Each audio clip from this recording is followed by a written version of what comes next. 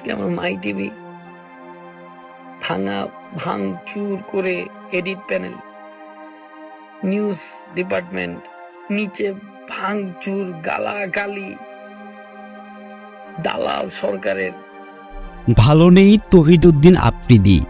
ঘরবাড়ি, ব্যবসা প্রতিষ্ঠান, গাড়ি সহ মাই টিভির অফিস ভেঙে দেয় দুর্বৃত্তরা।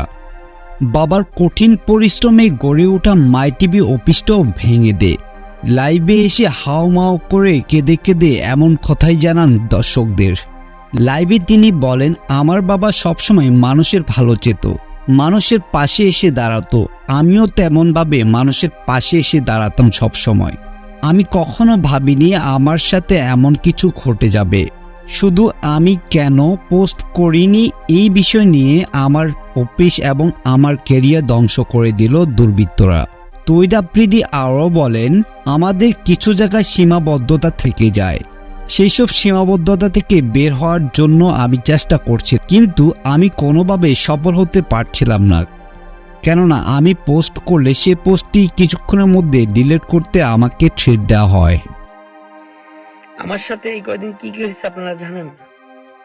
সব কিভাবে প্রেশারাইজড হয়েছি আমি,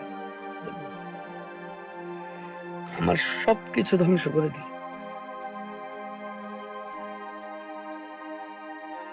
তো মাই টিভির গেটটা খুলে যেই আসতো আমার কাছে দেখা হইতো, আমার সাথে খালি হাতে বিদায় দিতাম।